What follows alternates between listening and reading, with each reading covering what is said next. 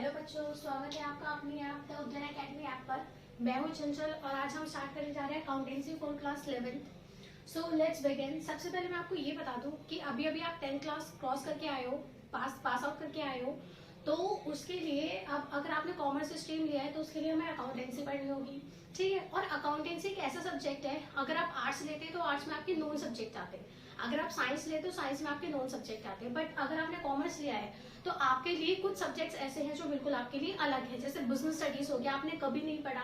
Accountancy हो गया जो आपने कभी भी नहीं पढ़ा। बिजनेस स्टडीज फिर भी थ्योरेटिकल होती है तो उसको हम थोड़ा सा जल्दी से कैच कर सकते हैं, बट अकाउंटेंसी जो है ये हमारा प्रैक्टिकल एस्पेक्ट है। तो जब आप समझ सकते हैं, जब हमें मैथ्स, हम फर्स्ट क्लास से एलकेजी यूकेजी से पढ़ते हुए आते हैं मैथ्स, फिर भी हमें इतना डर लगता है मैथ्स से, तो अकाउंटेंसी जो एक कैलकुलेटिव सब्जेक्ट है तो ये हम एक क्लास में कैसे सीखेंगे। यानी कि ये आपको अभी जस्ट इसी साल के अंदर आपको अपना बेस बनाना होगा, ताकि आप 12th क्लास में आपका बोर्ड होता है तो उसके लिए आपको अच्छी स्कोरिंग करनी हो, ठीक है, उसके लिए आपको अच्छी स्कोरिंग करनी है। तो यहाँ पर लेट्स बिगिन।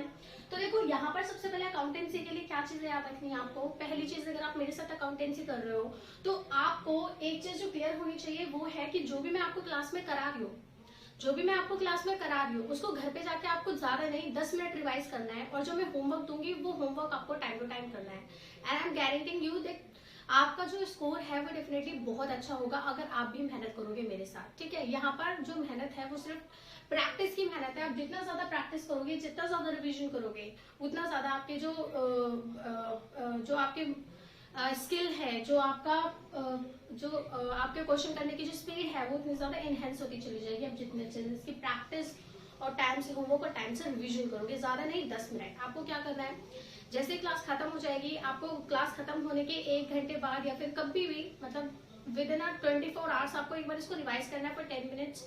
उसके बाद जब आप क्लास में आ रहे होगे तो आपको पिछली क्लास आपको रिवाइज करके आनी है, मेरे साथ जुड़ना है, ठीक है। तो अकाउंटेंसी के लिए ये चीजें बहुत जरूरी है, कंटिन्यूअसली बहुत जरूरी है। ऐसा नहीं है कि आप कभी पढ़ रहे हो कभी नहीं पढ़ रहे, तो ये चीज नहीं चलेगी, ठीक है। So let's begin with the accountancy of class 11। तो आपका स्वागत है, ठीक है। आज हम पहली क्लास पढ़ने वाले अकाउंटेंसी की, ठीक है। तो देखो अकाउंटेंसी बिल्कुल भी टफ सब्जेक्ट नहीं है। मैथ्स का एक अलग लेवल होता है, बट अकाउंटेंसी में क्या होता है कि आपकी सारी चीजें एक कॉन्सेप्ट पे चलते हैं, यानी कि आपको मैक्सिमम चीजें जो होंगी ना वो एक ही कॉन्सेप्ट पे देखने को मिलेंगी। तो आपको कॉन्सेप्ट याद रखना है, आपको चीजें याद रखनी है। ऐसा नहीं है कि आपको अलग अलग चीजें याद रखनी पड़ेगी, आप सिर्फ अपने कॉन्सेप्ट बना के चलो, उसी कॉन्सेप्ट के ऊपर हम सारी की सारी अकाउंटेंसी जो है वो 11th और 12th की दोनों क्लियर कर लेंगे, इसमें कोई भी दौराए नहीं है। चलिए, तो सबसे पहले आज हम डिस्कस करने वाले सिलेबस। सबसे पहले हम क्या डिस्कस करेंगे। Let's start the introduction of your syllabus, कि आपका सिलेबस में क्या क्या इंक्लूड है, ठीक है। तो सबसे पहले मैं आपको बता दूं, आपकी बुक जो है वो 2 पार्ट्स में डिवाइडेड है, ठीक है, 2 पार्ट्स में डिवाइडेड है। इसको बोलते हैं financial accounting 1 and financial accounting 2। But मैं आपको इस तरीके से डिवीजन नहीं करा रही हूँ, मैं आपको इस तरीके से करा रही हूँ।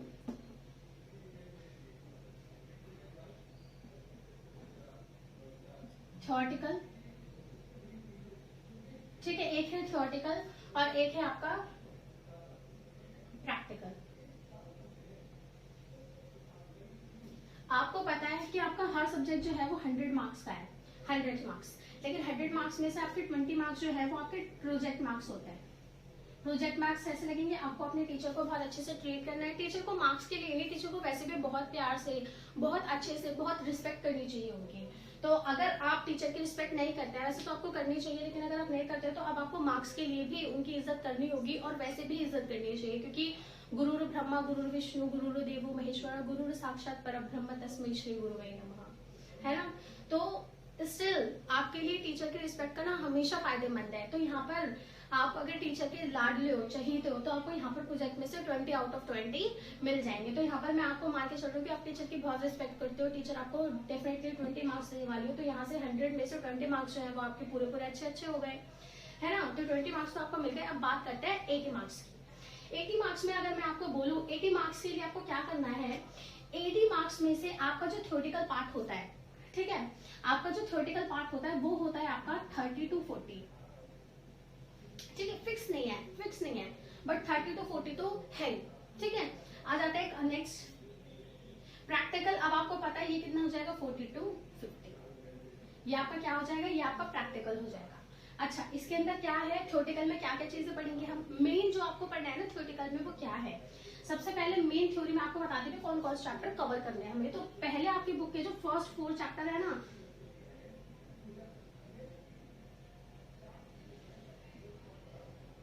फर्स्ट 4 चैप्टर जो है वो अकेले थ्योरी में से 12 मार्क्स की एवरेज रखते हैं। कितने मार्क्स की एवरेज रखते हैं? 12 मार्क्स की। जो शुरू में जो आपके 4 चैप्टर है ना, वो आपके 12 मार्क्स की वेटेज रखते हैं, ठीक है।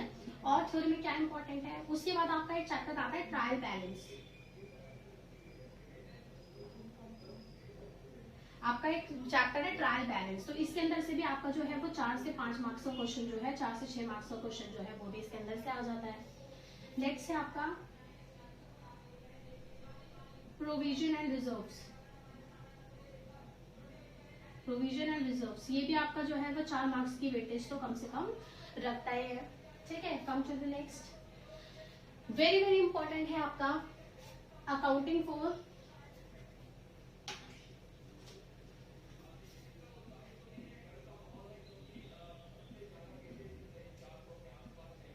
Accounting for computerized. कंप्यूटर लिख लेते हैं, या फिर कंप्यूटर इन अकाउंटिंग। अकाउंटिंग में कंप्यूटर जो है वो कैसे वर्क करता है, कंप्यूटर फॉर अकाउंटिंग, या फिर अकाउंटिंग फॉर कंप्यूटर, या फिर कंप्यूटर इन अकाउंटिंग, ठीक है, या फिर कंप्यूटर इन अकाउंटिंग, ठीक है। Both are the same thing, ठीक है। Wait for a while.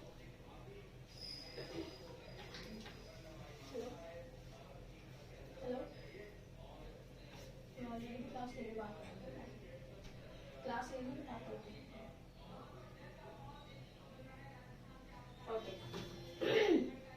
चलिए, तो सबसे पहले हम क्या पढ़ रहे थे? सबसे पहले हमने अपना थ्योरी का एस्पेक्ट पढ़ लिया। ये आपका डेफिनेटली 8 मार्क्स में है, डेफिनेटली आपका 8 मार्क्स में है, ठीक है। तो इस तरीके के आपके जो है और भी थ्योरी में चैप्टर आते हैं, जैसे आपके प्रैक्टिकल चैप्टर्स है, उसके अंदर से भी आपके थ्योरी के क्वेश्चन बनते हैं। तो वो चीजें तो हम बाद में डिस्कस करेंगे। अभी मैंने आपको मेन थ्योरी के लिए बता दिया। अगर आपको थ्योरी में स्कोरिंग करनी है तो आपको ये चैप्टर जो है वो डेफिनेटली अच्छे से आने चाहिए। तो आपकी स्कोरिंग जो है वो डेफिनेटली 30 मार्क्स की स्कोरिंग जो है वो आपको करने से कोई नहीं रोक सकता, ठीक है। So let's begin with your practical. Practical में देख लेते हैं प्रैक्टिकल में आपको क्या क्या करना है, ठीक है। प्रैक्टिकल जो है वो भी आपका 2 पार्ट्स में इन्होंने मेजर डिवाइड किया है, ठीक है। बट मैं आपको एक इन्होंने फाइनेंशियल अकाउंटिंग 1 है, फाइनेंशियल अकाउंटिंग 2, बट मैं आपको डेफिनेटली सारे चैप्टर्स बता रही हूँ आपकी बुक के अकॉर्डिंग। क्योंकि क्या होता है कि बच्चे ना एनसीईआरटी के सिलेबस को समझने की कोशिश नहीं करते। आपकी जो टीआरजी की बुक है आप उसी के अकॉर्डिंग चलने की कोशिश करते हो, तो मैं आपको उसी के अकॉर्डिंग चला रही हूँ, ठीक है। बात सेम है, चाहे आप एनसीईआरटी से चलो चाहे इससे चलो, बात सेम है। तो मैं आपको आपकी बुक के हिसाब से समझा रही हूँ जो आपके पास बुक है। तो सबसे पहले आपकी बुक में जो प्रैक्टिकल चैप्टर आता है वो उसका नाम क्या है? तो उसका नाम है accounting equation. Accounting equation next आ जाता है। नेक्स्ट इसके बाद आप जो बनाना सीखते हो वो आप सीखते हो rules for debit and credit. Next आ जाते हैं come to the next point. Next point है आपका, आप बनाना सीखते हो जर्नल एंट्री, जर्नल एंट्रीज। आप जर्नल एंट्रीज बनाना सीखते हैं। कम टू द नेक्स्ट, उसके बाद आप बनाना सीखते हैं लेजर, ठीक है। उसके बाद आप क्या सीखते हैं? ये आपका 5, 6, 7, 8, 9 चैप्टर में आप सीखते हैं। 9 चैप्टर में आप सीखते हैं 9 wait for a while.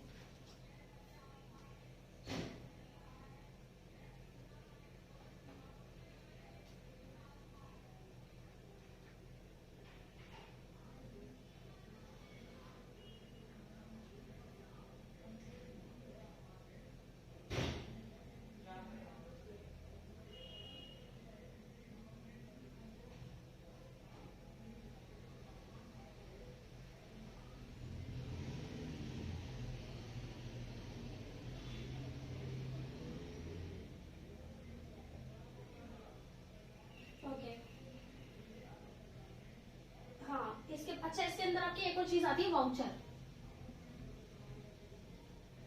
इसके अंदर आते हैं आपके वाउचर्स। वो वाउचर्स भी आपके आते हैं कम से कम 4 to 8 मार्क्स में, ठीक है। कभी कभी 4 मार्क्स में एक ही होता है, कभी कभी वो 2 मार्क्स जो 2 वाउचर्स होते हैं वो आपके कितने में पूछ लेता है?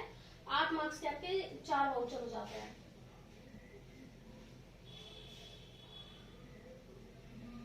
ओके। इसके बाद आता है आपका कैश बुक। इसके बाद आता है आपका कैश बुक। कैश बुक के बाद आता है आपका अदर बुक। Other books. उसके बाद आता है आपका ट्रायल बैलेंस। बहुत आसान चैप्टर है ट्रायल बैलेंस। आपकी बुक का सबसे सबसे सबसे सबसे सबसे ज्यादा इजी जो है वो आपका ट्रायल बैलेंस ही होता है, बच्चों का खेल। नेक्स्ट आ जाता है, नेक्स्ट है आपका ट्रायल हो गया। उसके बाद है आपका trial other book, trial balance, और नेक्स्ट है आपका रिकंसिलेशन।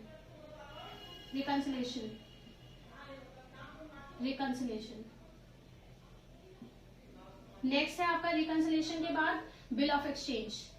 नहीं, रिकंसिलेशन के बाद है आपका, अच्छा मैंने थ्योरी के यहाँ पर हटा दिया, तो बीच बीच में ना थ्योरी के चैप्टर इसी के बीच में आ रहे हैं, तो वो मैं ऑलरेडी आपके हटा चुकी हूँ। जैसे फर्स्ट टू फोर्थ जो है वो आपका क्या है, फर्स्ट टू फोर्थ आपके जो मतलब उसके अंदर आ जाते हैं, थ्योरी के अंदर जाते हैं। तो आपका 5th चैप्टर है काउंटिंग, 6 है रूल्स, और 7th है आपका जर्नल एंट्री, 8th है लेजर, उसके बाद कैश बुक, फिर अदर बुक। ट्रायल बैलेंस जो है उसमें आपकी थ्योरी भी आती है और उसमें आपकी प्रैक्टिकल भी आता है 5 नंबर का। तो ये चैप्टर भी आपके लिए बहुत आसान और बहुत ज्यादा स्कोरिंग है। उसके बाद आ जाता है reconciliation of books of accounts, है ना। उसके बाद आ जाता है हमारा डेप्रिसिएशन। डेप्रिसिएशन भी बहुत इंपॉर्टेंट चैप्टर है। डेप्रिसिएशन के बाद आ जाता है हमारा ये वाला चैप्टर प्रोविजन एंड रिजर्व्स, तो ये वाला तो हमने लिख लिया ऑलरेडी। उसके बाद आता है हमारा bill of exchange, bills of exchange. Let me check आपको विजिबल है, ओके। बिल ऑफ एक्सचेंज के बाद आपके सारे के सारे इंपॉर्टेंट चैप्टर स्टार्ट हो रहे हैं यहाँ से, ठीक है। क्या स्टार्ट हो रहा है आपका, सबसे पहले आप यहाँ से पढ़ना शुरू करते हो। जो आपका यहाँ से होता है उसको बोलते हैं फाइनेंशियल स्टेटमेंट। फाइनेंशियल स्टेटमेंट के आपके जो क्वेश्चंस है वो स्टार्ट हो जाते हैं। फाइनेंशियल स्टेटमेंट बेसिकली क्या होती है, जब आप ड्यूरिंग द ईयर कोई भी बिजनेस करते हो तो उसके लिए आप जो भी अकाउंट्स बनाते हो, देखो सिंपल सी बात है, जब हम कोई, जैसे मान लो मेरा बिजनेस है ट्यूशन का, मैं टीचिंग प्रोफेशन में हूँ और मेरा जो काम है वो है बच्चों को पढ़ाकर उनसे फीस कलेक्ट करना। उसके अलावा मेरी जो इनकम्स आती हैं उसके अलावा मेरे एक्सपेंसेस भी तो होता है, जैसे मार्कर्स परचेज करना या फिर तुम लोगों के लिए क्लासेस प्रोवाइड करने के लिए भी मेरे काफी सारे एक्सपेंसेस जाते हैं, इलेक्ट्रिसिटी, काफी सारे एक्सपेंसेस जाते हैं। तो क्या होता है कि एक प्रोफेशन के अंदर या फिर एक बिजनेस के अंदर अगर हम बेसिकली बात करें तो एक बिजनेस के अंदर इनकम भी होती है और एक्सपेंडिचर भी होता है, ठीक है। तो इन कितना इनकम हुआ, कितना एक्सपेंडिचर हुआ, तो इसी को रिकॉर्ड करने के लिए हम जो बुक्स बनाते हैं, बुक्स जैसे मम्मी होती है ना, मम्मी डायरी में हिसाब किताब लिखती है, तो वैसे ही जो बिजनेसमैन होते हैं वो भी अपनी बुक्स बनाते हैं, रजिस्टर बनाते हैं, जिसके अंदर वो सारी चीजों को क्या करते हैं, रजिस्टर करते हैं, लिखते हैं। तो उसी का नाम जब हम उसको प्रेजेंटेटिव वे में बनाते हैं, मम्मी क्या होती है, मम्मी तो कहीं पे भी लिख लिया, कैलेंडर के पीछे लिख लिया, या फिर कॉपी में कहीं पे भी लिख लिया कितना आया कितना गया। बट हमें क्या होता है, क्योंकि हमें अपनी फाइनेंशियल स्टेटमेंट जो होती है वो कभी कभी गवर्नमेंट को दिखानी होती है, या फिर जब हमें टैक्स भी होना, क्योंकि हमें टैक्स भी भरना पड़ता है, क्योंकि जो हम अर्न कर रहे हैं उस पर इनकम टैक्स देना होता है, तो हमें इनकम टैक्स डिपार्टमेंट को भी दिखाना होता है। तो हमारी जो बुक्स ऑफ अकाउंट्स होती है वो थोड़ी प्रेजेंटेटिव वे में होनी चाहिए, तो इसलिए उसको हम क्या बोलते हैं, फाइनेंशियल स्टेटमेंट। जब हम अपनी बुक्स को एक अच्छे वे में प्रेजेंटेटिव वे में बनाते हैं तो उसी को हम बोल देते हैं फाइनेंशियल स्टेटमेंट। फाइनेंशियल स्टेटमेंट क्या क्या इंक्लूड करता है, तो इसके अंदर आ जाते हैं आपके ट्रेडिंग अकाउंट, तो हम आगे सीखेंगे trading account, profit and loss account during the year, कितना प्रॉफिट हुआ कितना लॉस हुआ। उसके बाद balance sheet is basically the record of the total assets and liability. अभी आपको ये कुछ नहीं समझ नहीं आ रहा, अब कुछ समझ में भी नहीं आने वाला, जब हम ये सारे टर्म समझ लेंगे तब आपको बहुत अच्छे समझ आएगा, ठीक है। तो अभी हम नेक्स्ट देख लेते हैं, फाइनेंशियल स्टेटमेंट से रिलेटेड आपका नेक्स्ट चैप्टर है। नेक्स्ट चैप्टर जो है वो है आपका अकाउंटिंग फॉर, या फिर लिख लो, वैसे तो अकाउंटिंग है लेकिन आप लिख लो financial statement for sole proprietor, ठीक है। सोल प्रोप्राइटर के लिए आप क्या कर रहे हो, उनके लिए आप फाइनेंशियल स्टेटमेंट बना रहे हो। एक पहला ये जो आपका 16th चैप्टर है ये है आपका विदाउट एडजस्टमेंट, यानी कि इसके अंदर कोई भी एडजस्टमेंट नहीं है। लेकिन जो आपका 17th चैप्टर है ना, सेम यही चैप्टर है लेकिन उसके अंदर क्या है, विद एडजस्टमेंट। उसके अंदर कुछ एडिशनल एडजस्टमेंट दे रखी है, तो वो एडजस्टमेंट भी हमें क्या करनी है, वो एडजस्टमेंट भी हमें सॉल्व करनी है। उसके बाद लास्ट आपका चैप्टर हो जाता है प्रैक्टिकल एस्पेक्ट में। अगर हम देखें तो 18 चैप्टर आपका क्या हो जाता है, single entry system. Single entry system आपका नेक्स्ट क्या हो जाता है, 9 में आपको बताई चुकी हूँ, 19, 20th एंड 21st जो है वो आपकी किससे रिलेटेड है, वो आपके कंप्यूटर फॉर अकाउंटिंग के लिए, कंप्यूटर एंड अकाउंटिंग से रिलेटेड है। तो ये बेसिकली आपका चैप्टर है। ये सारे के सारे चैप्टर जो है आपके लिए बहुत मायने रखते हैं, ठीक है। सारे के सारे चैप्टर अगर आप मेरे साथ पढ़ाई करोगे तो आपको कोई भी चैप्टर जो है वो लास्ट में छोड़ के नहीं जाना पड़ेगा। मैं आपको बता देती हूँ बच्चों की स्ट्रैटेजी क्या होती है। बच्चे एक तो डेप्रिसिएशन जो है वो डेफिनेटली पूरा पूरा छोड़ के जाते हैं पेपर के अंदर, ठीक है, वो करके ही नहीं जाते। दूसरा जो है financial statement for sole proprietor with adjustment, ये वाला जो है विदाउट एडजस्टमेंट तो पेपर में कभी आता ही नहीं है, विद एडजस्टमेंट वाला पेपर में आता है। और ये भी बच्चे जो होते हैं वो छोड़ के चले जाते हैं। और इनके लिए क्वेश्चन की जो वेटेज है वो 6 मार्क्स की, ये भी 6 मार्क्स में आता है, और ये जो क्वेश्चन है ये भी 6 मार्क्स में आता है। तो 12 नंबर तो बच्चे 80 में से ऐसे ही छोड़ देते हैं। लेकिन अगर आप मेरे साथ पढ़ रहे हो तो आपको कुछ भी सिलेक्टिव स्टडी करने की जरूरत नहीं है। हम ड्यूरिंग द ईयर पूरे ही साल में इतने अच्छे से पढ़ेंगे कि हमें सारे के सारे कॉन्सेप्ट जो है वो बहुत अच्छे से समझ आ जाएंगे। तो अभी आप इतना ही नोट कर लीजिए, ठीक है। ये हमारा कंप्लीट सिलेबस है, मैंने आपको कवरेज भी बता दिया है और मैंने आपको स्कोर करने का तरीका भी बता दिया है। इसका सिर्फ एक ही नाम बढ़ है, एक ही तरीका है, एक ही बूटी है कि आपको क्या करना है, इसको रिवाइज करना है। क्योंकि प्रैक्टिस जो होती है वो इंसान को बहुत परफेक्ट बना रही है। Practice make the man perfect, तो ये वाली बात है। यहाँ पर आपको प्रैक्टिस करनी है बहुत अच्छे से। तो हम आज की क्लास में इतना ही रखते हैं। It was just a introductory class. तो आगे की क्लास के लिए आपको मुझसे जुड़े रहना है और अपने फ्रेंड्स को जरूर शेयर करें, क्योंकि फीस हमारे जो है बहुत नॉमिनल है। यहाँ पे अगर आप फीस देखोगे तो काफी हाई है, बट ऑनलाइन में तो आप पूरे इंडिया में से आप कहीं से भी हमको देख सकते हो। तो अपने फ्रेंड्स को जरूर शेयर करें। हम यहाँ पर सारे फर्स्ट 9 to 12 हम सारे सब्जेक्ट की कोचिंग देते हैं। साइंस, कॉमर्स और आर्ट्स हो गया, हर तरीके की कोचिंग मिलेगी। ग्रेजुएशन में भी आपको सारी कोचिंग मिलेगी। अगर आपको किसी एंट्रेंस की तैयारी करनी है उसकी भी कोचिंग मिलेगी। अगर आपको किसी गवर्नमेंट जॉब की प्रिपरेशन करनी है उसके लिए भी आपको सारी कोचिंग्स मिलेंगे, ठीक है। तो आज के लिए इतना ही रखता है और आगे के लिए हम जो स्टार्ट करने वाले हैं अपना, तो सबसे पहले मैं आपको जो समझाऊंगी, सबसे पहले आपको बेसिक इंट्रोडक्शन से समझाऊंगी। मैं आपको सारी टर्म्स समझाऊंगी, क्योंकि टर्म्स अगर आपको नहीं समझ आए ना तो आपके लिए बहुत प्रॉब्लम हो जाएगी। तो हम कोई टीचर क्या करते हैं, डायरेक्ट अकाउंटिंग क्वेश्चन शुरू कर देते हैं, बट मैं ऐसा करने वाली नहीं हूँ। मैं सबसे पहले आपको बेसिक टर्म्स समझाऊंगी कि बेसिकली हमें कौन कौन से टर्म्स जो है वो समझनी है, तभी आप अकाउंटिंग क्वेश्चन जो है वो बहुत अच्छे से बताओगे, ठीक है। तो आज की क्लास के लिए इतना रखते हैं। Bye bye, thank you.